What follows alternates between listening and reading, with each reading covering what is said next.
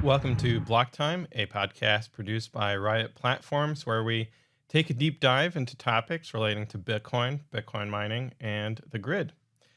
Today, we're really going to be focused on the grid side of things to build off of the previous episode where we talked about how Bitcoin economics connects ultimately to a dollars per megawatt figure. And specifically, the topic we're going to look at is a pretty broad one, which is demand flexibility. I thought that it would be really interesting to dive into this after reading a research report written by Texas A&M's Professor Leishi for the PUC and legislators in ERCOT, where he took a look at reviewing what the situation is with demand flexibility in Texas, where we're at, and also making some recommendations of directions to go in. So first, to provide an overview of what demand flexibility is, because it covers a lot of different topics, and some of them are actually sometimes in contradiction, but we'll explore that.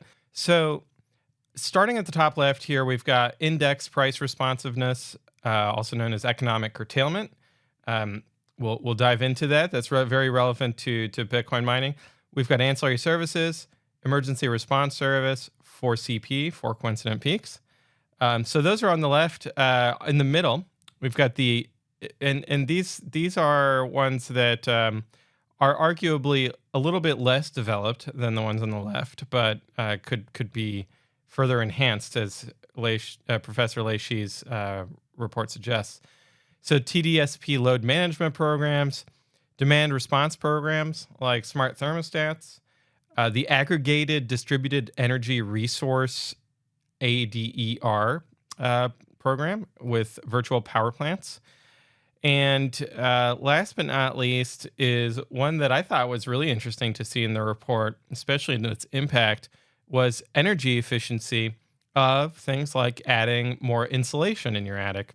Let's start off with that one because that one was really interesting.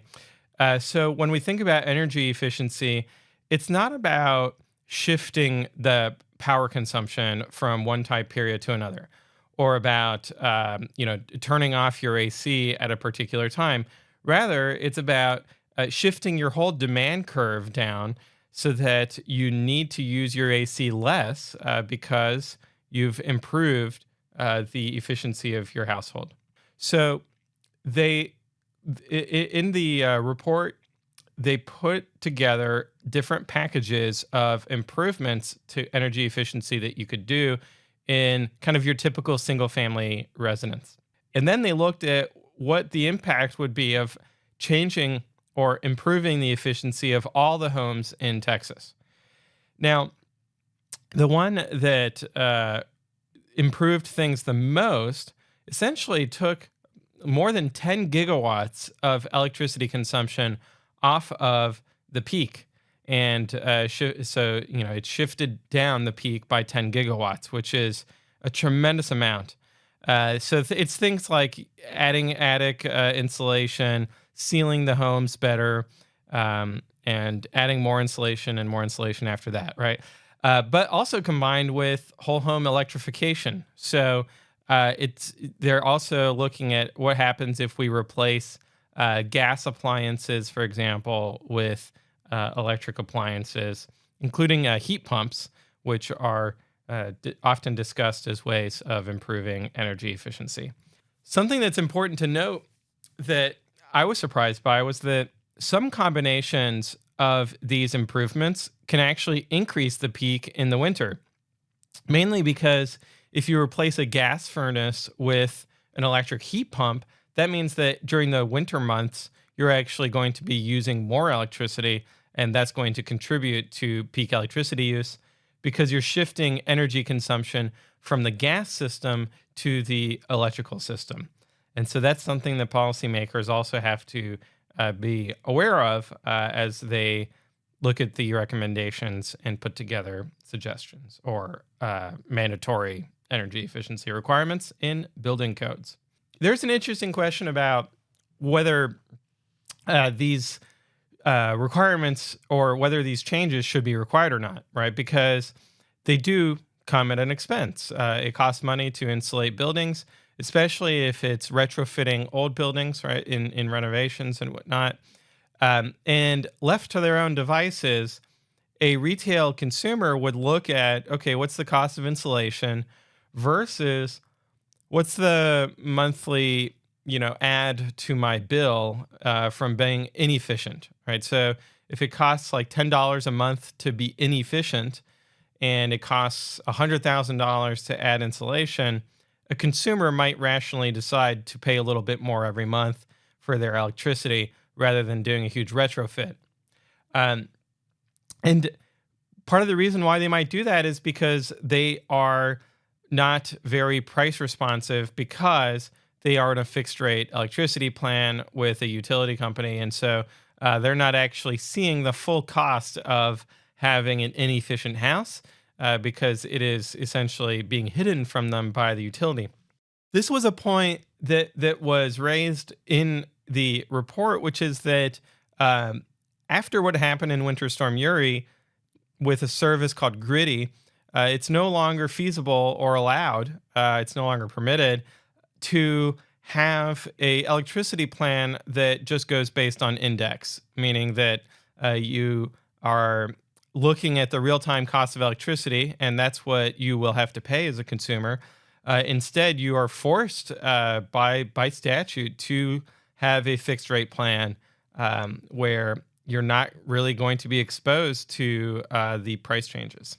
In order to try to mitigate that problem of not being exposed to the real-time price, there are demand response programs where it really is about shaving the peak demand by incentives. So the report looked at two smart thermostat incentive programs that are available here in Texas from Austin Energy here in Austin, as well as CPS, which is down in San Antonio. And what they found was that if this was rolled out to everyone, in kind of the most optimistic scenario, you get almost 4 gigawatts of load shaved off the peak. And 4 gigawatts, it's less than the energy efficiency, which I thought was interesting, right? You get more effect from energy efficiency of more than 10 gigawatts. But at the same time, it's still substantial.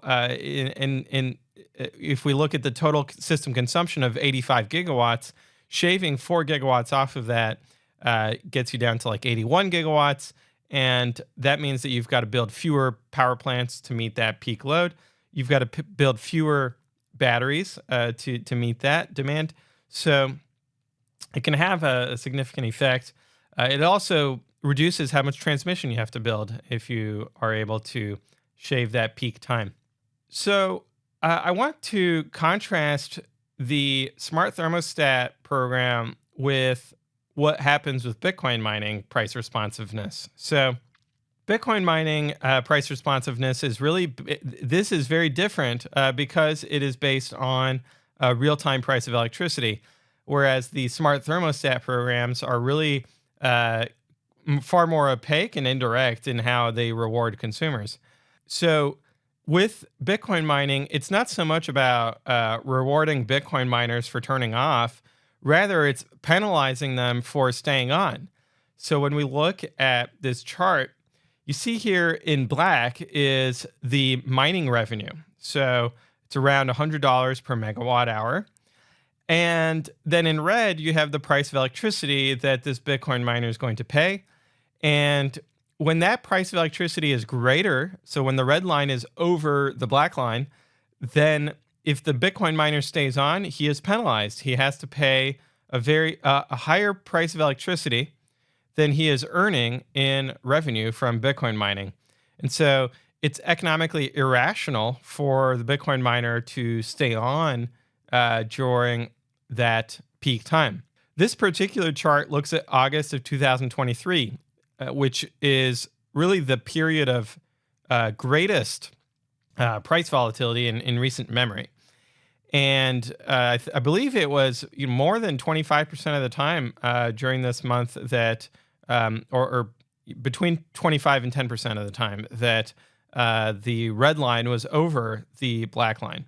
I had to put this chart in log scale because the maximum regulatory maximum of what the electricity price can be is $5,000 per megawatt.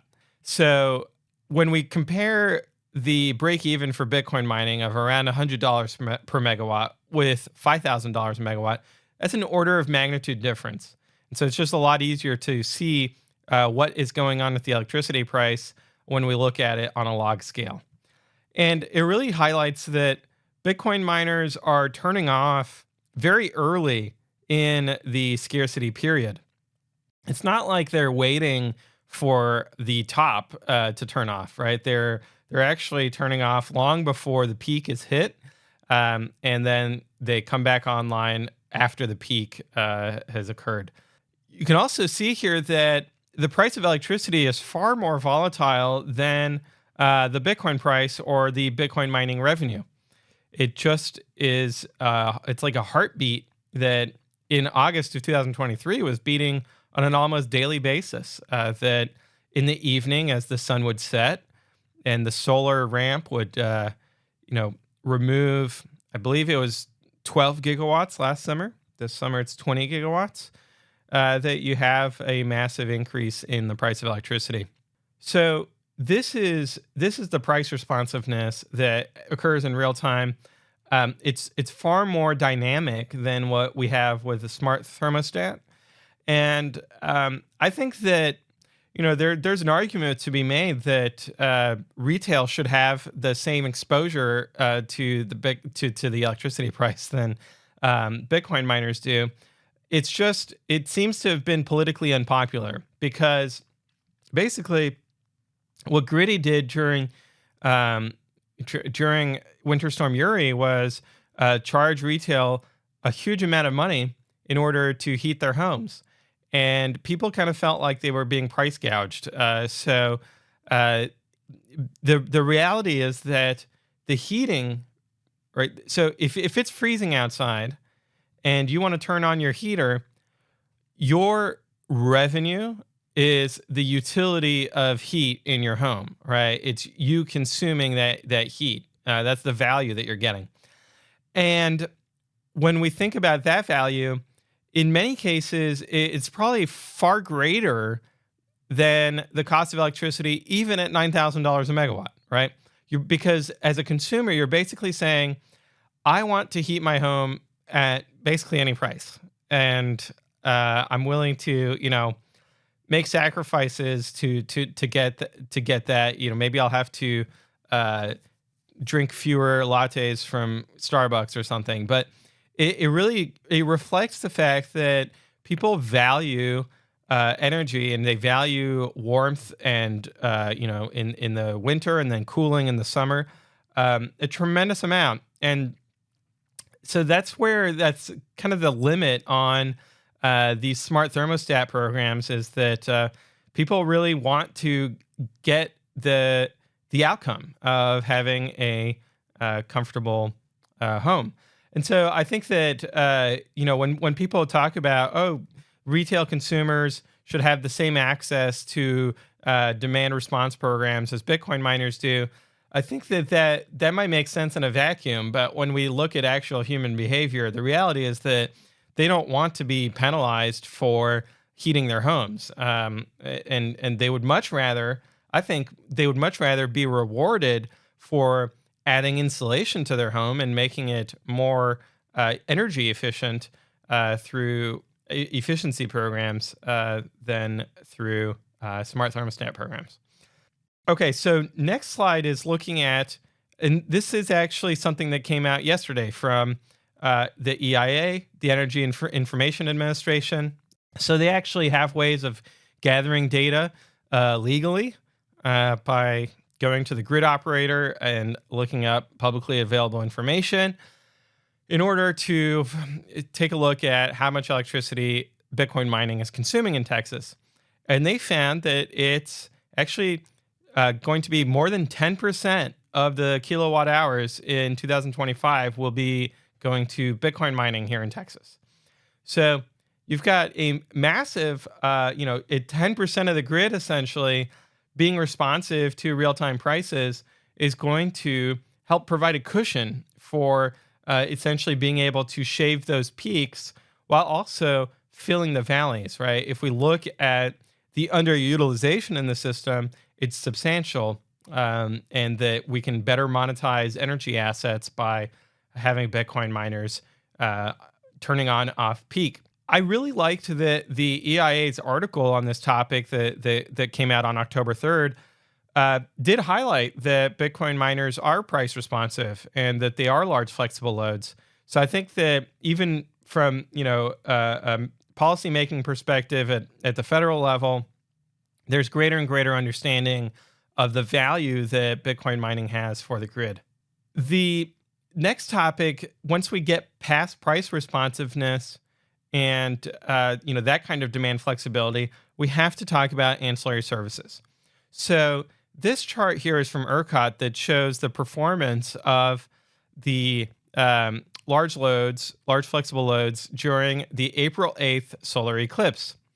And what we see is that when the real-time price of electricity went above the break-even, you had a substantial amount of load shed. You had 1 gigawatt of Bitcoin mining load turn off. Now, they've got that in blue. In green at the bottom is the ancillary service responsibility. And what you see there is that it's a flat line through the solar eclipse. And one might wonder, okay, well, why is ERCOT doing this? Why are they paying Bitcoin miners to stay on during the solar eclipse? And conversely, why are they paying power generators, power plants to stay off during the solar eclipse in reserve? Well, the answer is grid reliability, because what they want is they want these resources to ignore the real-time price of electricity and only listen to ERCOT's reliability directives. And so this falls under a lot of different buckets. So this chart shows each ERCOT each ERCOT ancillary service program, each product that they have, and its purpose. So we start with the shortest duration, right? So these are broken down into what is the expected response time. The first is reg up and reg down. So that's short for regulation service up and regulation service down. So this is to really try to stabilize the system frequency around 60 hertz, and the response time is a matter of seconds. Now, typically, ERCOT procures between 190 and 880 megawatts of this resource, and what that means is that if you're a Bitcoin miner who is providing this resource in reg up or reg down, you're going to get paid to essentially stay on, so that ERCOT can choose which specific seconds, right, are you going to be turning off, and then they'll turn you back on. So it's about controlling this load in a very short time frame that is unrelated to the real-time price of electricity. In the next category, there's the responsive reserve service. So you've got primary frequency response, under frequency response, and fast frequency response. These range from 1 minute to an hour to 15 minutes. And ERCOT procures 2 to 3 gigawatts of this reserve. And then you have ECRS, ERCOT Contingency Reserve Service.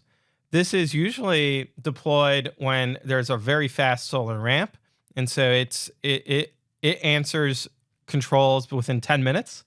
And ERCOT procures between 1 and 3 gigawatts of this reserve.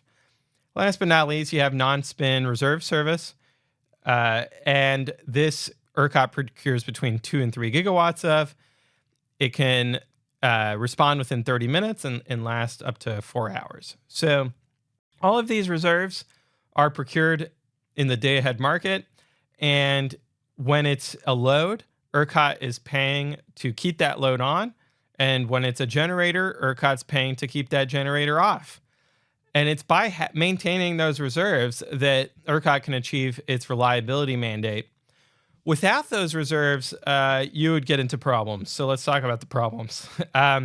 This chart shows the ERCOT energy emergency alert communications. So this is kind of the range of different outcomes, different scenarios you can have on the grid.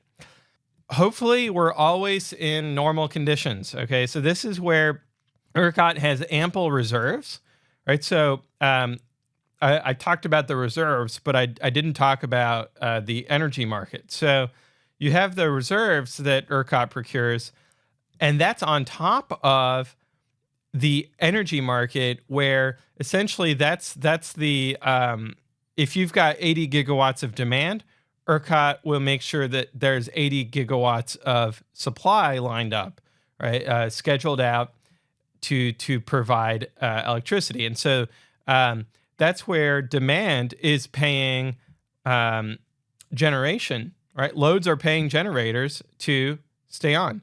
So loads are on, generators are on, everybody's happy. So that's kind of the energy market. And then as things shift around, loads will turn off, generators will turn off in response, and vice versa. The reserves are a safety blanket on top of that energy system. And the reserves are to make sure that things, from an electrical engineering perspective, things continue to work. When the reserves are greater than 3 gigawatts, we're in normal conditions. And so there's nothing happening, all green, all good.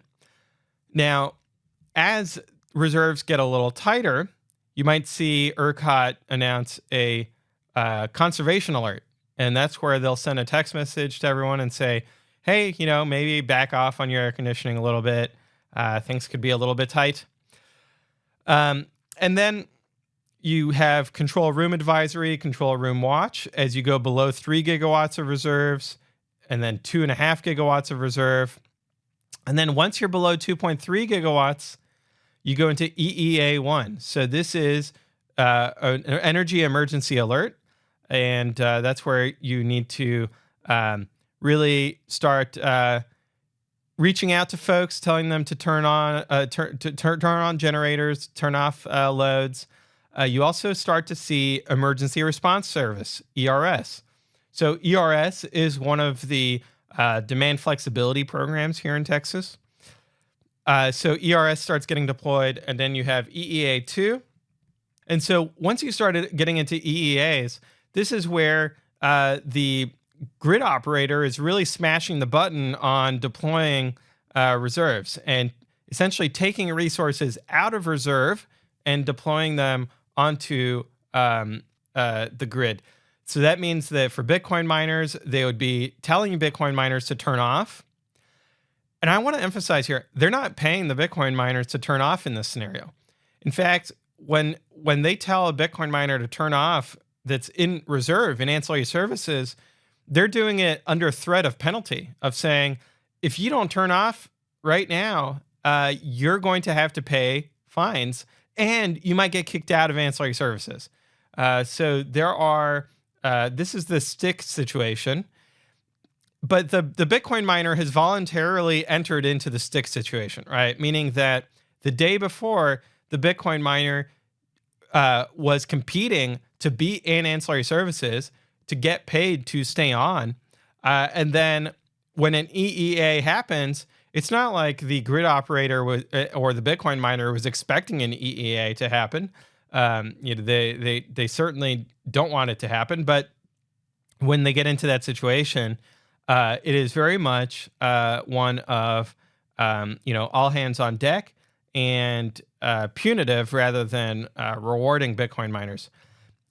Exact same scenario for batteries and power plants, by the way. So if a battery is instructed to discharge, they will get penalized if they do not discharge, and they're part of ancillary services. Same thing with a natural gas power plant. So once they've exhausted all the reserves, and they're unable to maintain system frequency above 59 hertz, 59.91 hertz, then you start getting into rotating outages, right? So this is what happened with Winter Storm Uri. They have to turn off parts of the grid in order to maintain the overall stability of the system.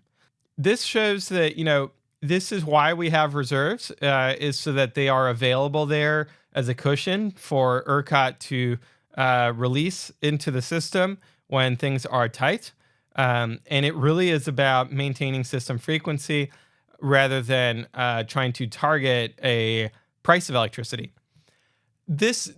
Really becomes apparent when we start looking at transmission constraints. So you can have an EEA on the whole system of the whole ERCOT grid, but you can also have an EEA on a specific transmission constraint. And you can say, hey, look, and this happened last year, where there was one specific power line where they were like, okay, this is a bad situation here. If we push more electricity through this power line, it's going to melt down.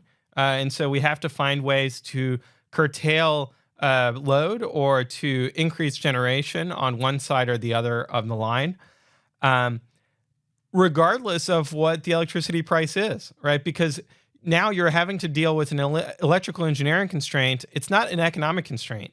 And so it's very important to keep in mind that ancillary services are not there to suppress the price of electricity when things get expensive.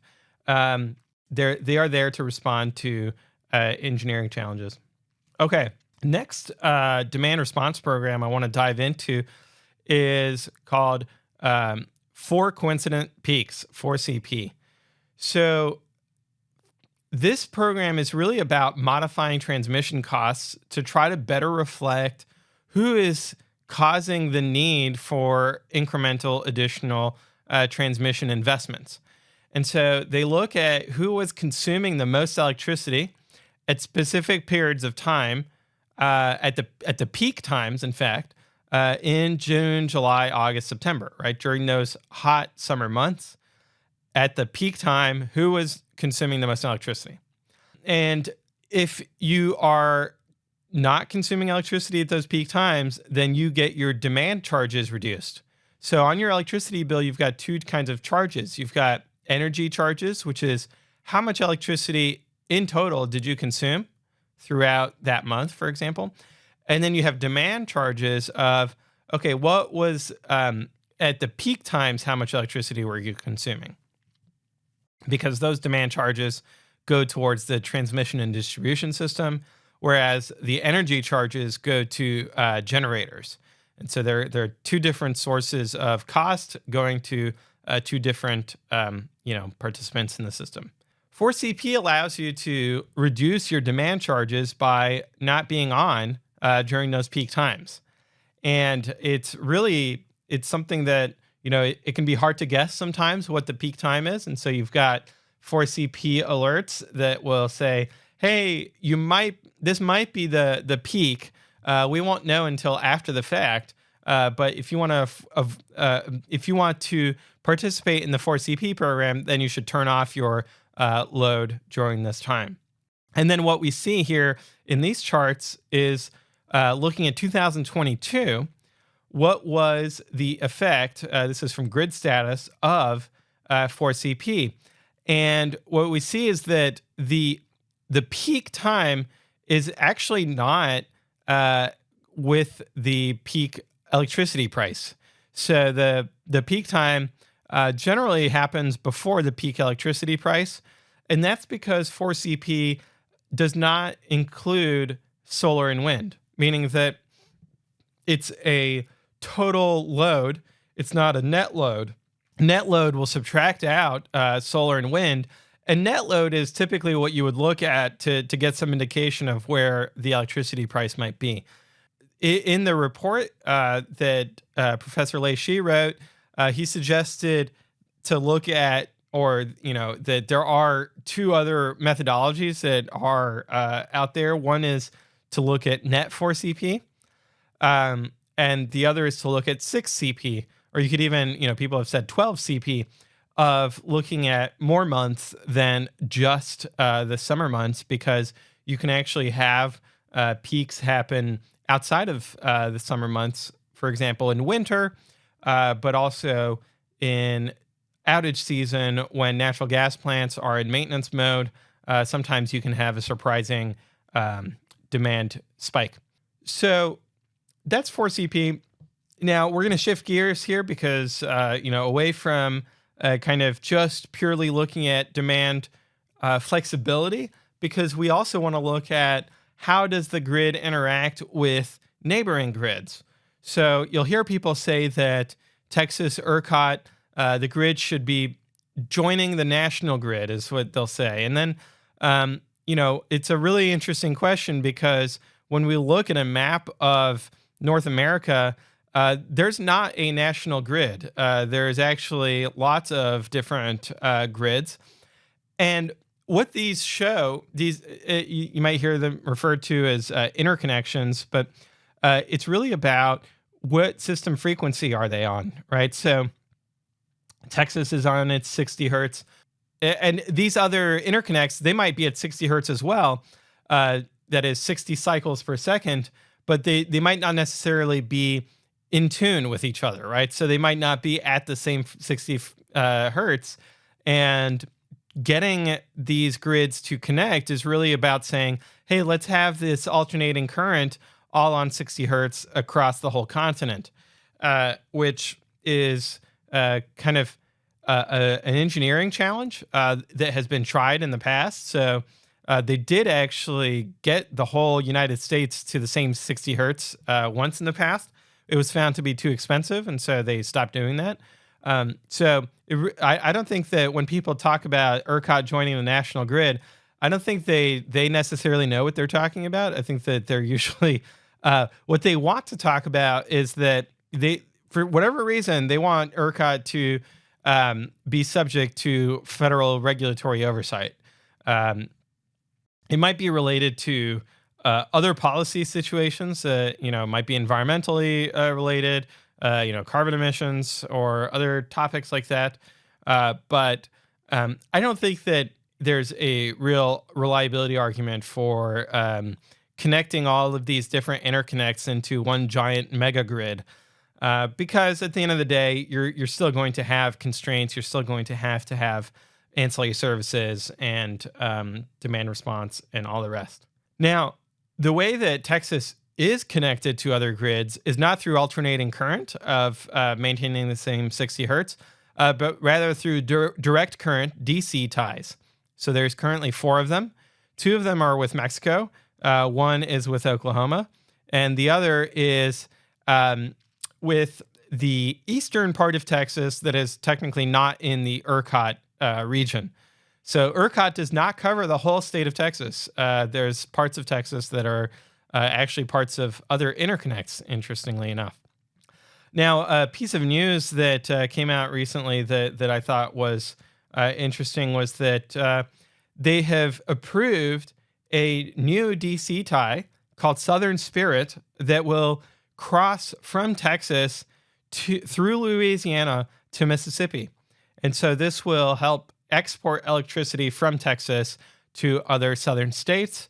And it is of substantial size. It just got approved for a grant from the Department of Energy. So that's going to further connect the Texas grid to the rest of the United States in a way that's kind of more rational than trying to force everyone on the same 60 hertz.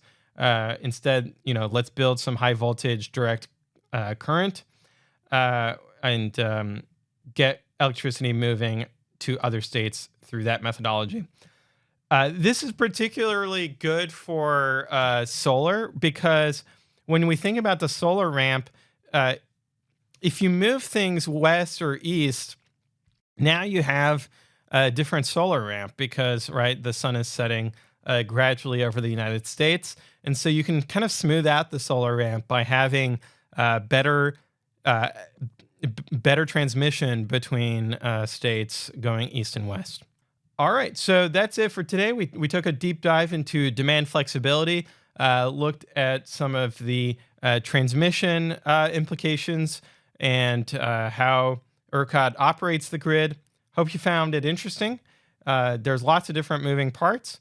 And I think that it's important to unpack all these different concepts because when they get simplified by journalists and by others, and they all get put into one demand response bucket, I think people get confused as to what demand response is and whether they want to participate in it or not.